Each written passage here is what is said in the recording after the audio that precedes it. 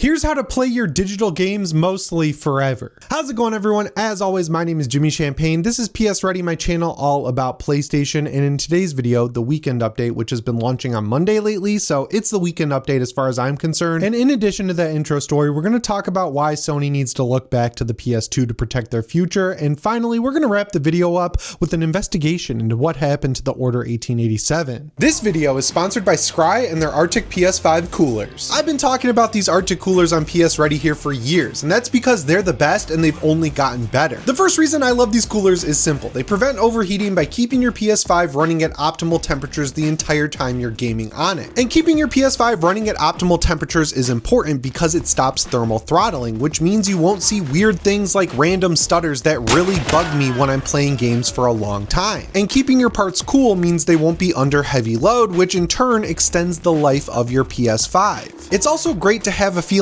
of peace of mind when you're playing graphically intensive games that you're not damaging your PS5 by just playing games on it. And I even have a real world example of this thing coming in clutch. I love playing Bounty Clash and Hunt Showdown for extended periods of time, and my console runs nice and cool when I have my Arctic cooler running. The Arctic V2 is made for the PS5 launch model, the Arctic S is made for the PS5 Slim, and the Arctic Pro is made for, you guessed it, the PS5 Pro. And when I was talking to them, I said, look, you got to give PSReady viewers some sort of discount. So they said, okay, if you use the code PSReady at checkout on Scry's website, when you pre-order one of these coolers, you'll get an extra $5 off. I love when Scry sponsors the channel because I've gotten messages from you guys over the years saying you picked one up and you really enjoyed it. So join the PSReady/Scry army and order one today. Huge shout out once again to Scry for sponsoring this video. We got to jump into this first topic and talk about some hard facts when it comes to using your PlayStation 5. Now, in a perfect world, the situation that happened last weekend where the PlayStation Network went down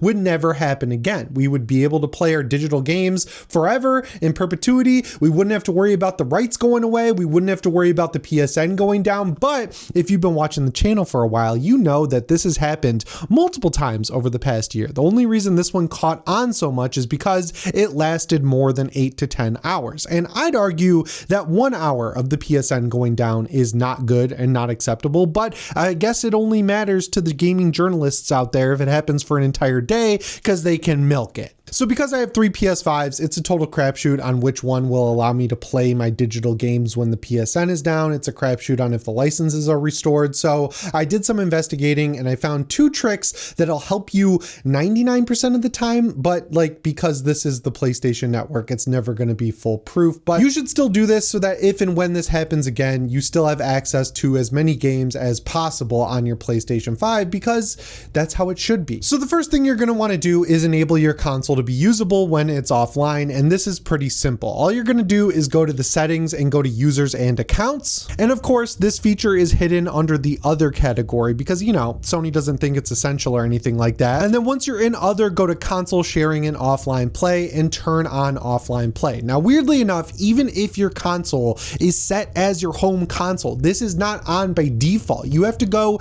and turn this on for your main console. So if you're a normal person unlike me and you only have one PlayStation 5, you'll only have to do this one time, and I'm pretty sure it limits you to doing it with one console, which is super frustrating. But once you turn this on, it will make it so that theoretically, in a perfect world, if and when the PSN goes down again, your PS5 will still work as intended for the time being. There's still going to be a check-in period. It's not going to work forever, but in the odd case that the PSN goes down for a couple of days like it did over last weekend, you should be covered with your digital games from that point forward. But there is a second step here, and this is something that I run into with my launch PS5 a lot. My PS5 goes into rest mode, my launch PS5, it disconnects from the internet constantly, and when it does that, it tricks the PS5, I guess, into thinking it's in offline mode, not just disconnecting from the internet, and all of my licenses for my games are cleared out. So there is a way to just manually, once a week, go in and restore all of your licenses, and thankfully you can just do this from the same menu you were just in, so it's going to be muscle memory getting to this menu, I think, for a lot of original PS5 owners, but once you're there, just click on restore licenses and it'll go through all the digital games on your PlayStation 5 and restore the licenses. And that brings me to the second topic of this video, which is that Sony should go back to the PS2. So I was scrolling through Twitter the other day and I saw a cool little video comparison go up that really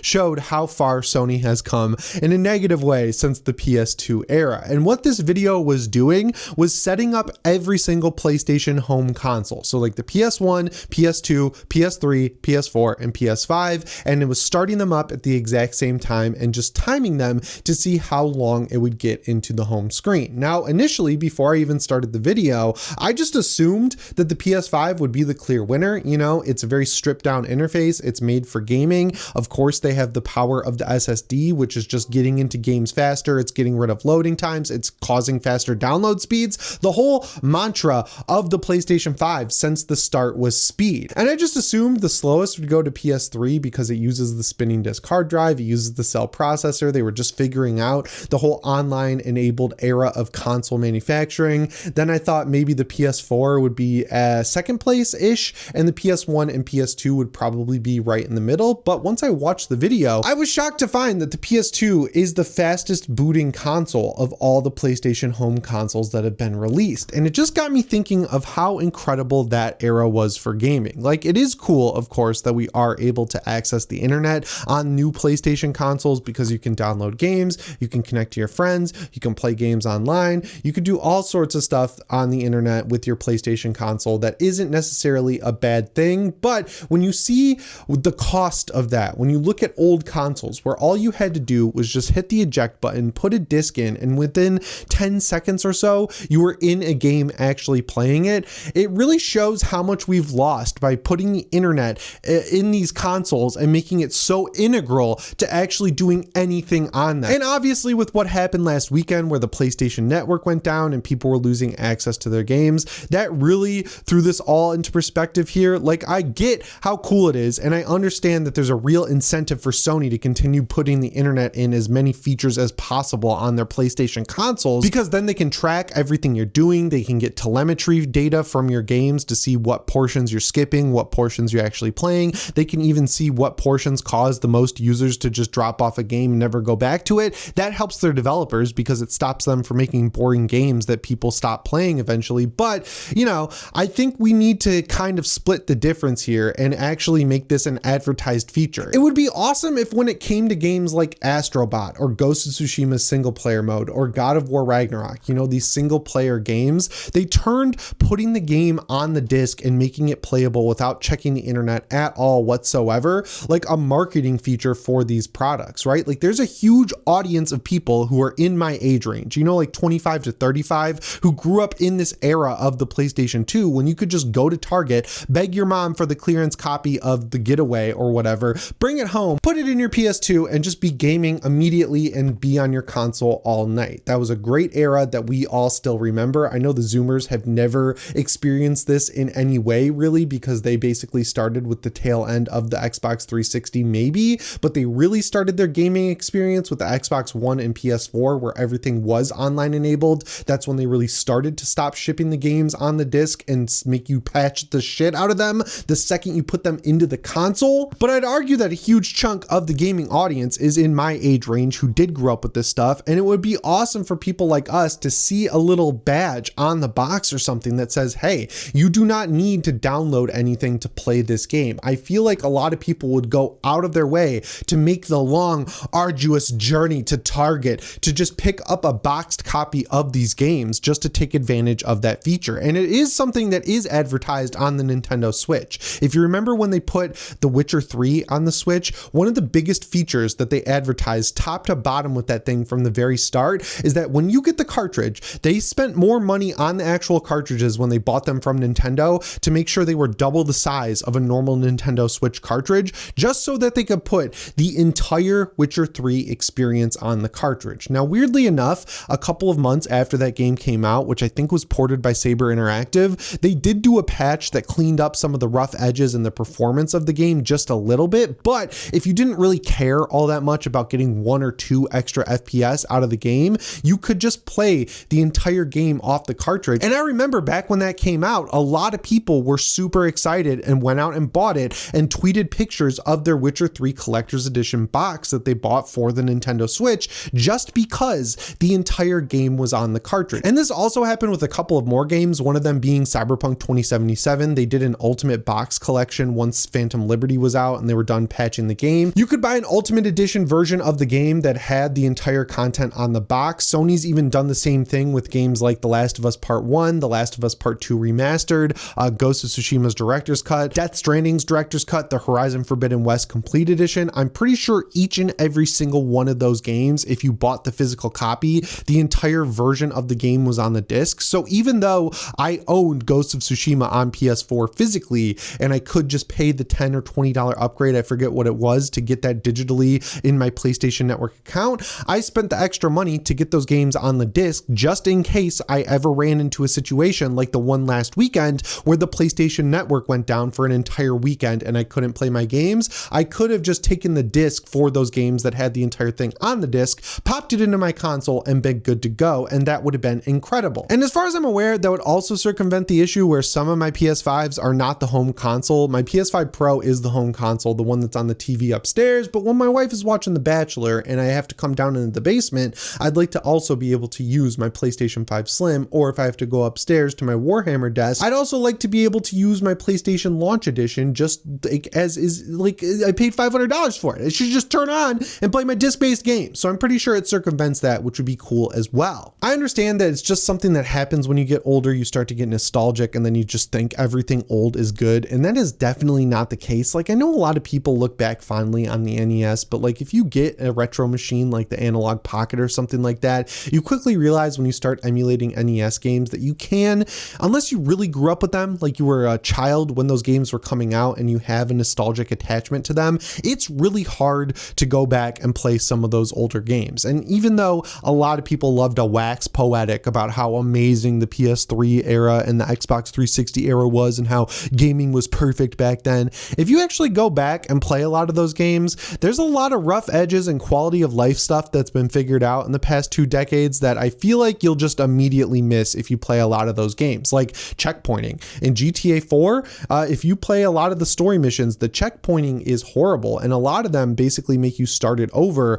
and do all the crappy driving stuff where you just hear a conversation for the 15th time because you mishandled going into cover or something like that and died. It was devastating, and that made its way all the way into Grand Theft Auto 5 and to some extent Red Dead Redemption 2. So yeah, there is quality of life stuff that has been advanced in these newer generations of game consoles, but there are a lot of things that I think they had figured out in the PS2 era, and then they just reinvented the wheel. I love the ability to just put the disc in and start playing a game. I feel like they should bring that back as a boutique feature, because as we get into this future where Xbox is putting their games on everything and they're doing everything in the cloud, and more gamers can play more games in more places, as all the Twitter people love to say, Sony could kind of combat that by saying, hey, we got a console here, and the benefit of having this console, giving us $500 to have this thing in your house, is that you can take our discs and put them in the machine and start gaming. You don't got to log into your accounts. You don't got to make sure your saves are synced. You don't got to have perfect internet or anything like that. You could just take the disc,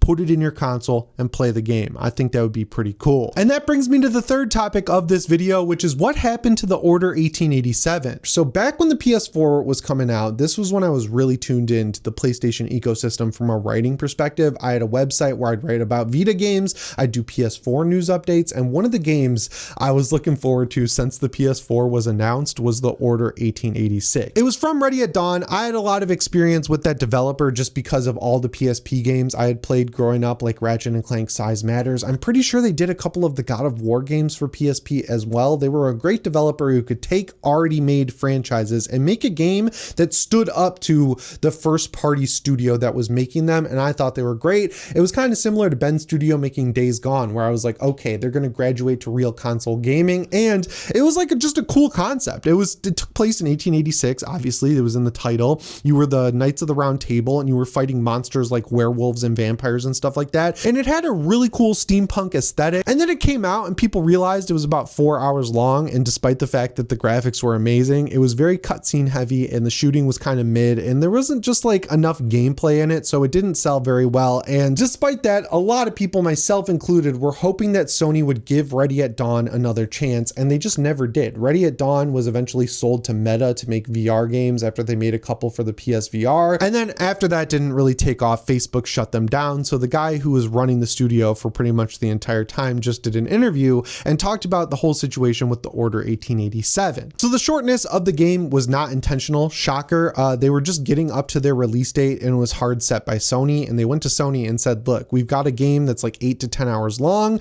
We'd like to have an extra year to finish all the content that we're still working on. And Sony said, we did mock reviews for this game and it was scoring in the high 70s, which is exactly what we want. We think that'll make it sell well, and then you can do whatever you want for a sequel. So no, you cannot continue to work on the game for another year. You got to finish it up and release it. So what they ended up having to do is strip out a lot of content from the game. That's why it ended up being 6 hours. And then unfortunately, once it came out, it did not get high 70s. It got around 5s and 6s, I want to say, from all the big gaming websites. That caused a lot of people, not me, I bought it day one, but it caused a lot of people to not pick it up for the PlayStation 4, and Sony did not greenlight the sequel because they didn't feel like the franchise was tenable. And I know a lot of people are like, Sony should go back to this well and reintroduce it.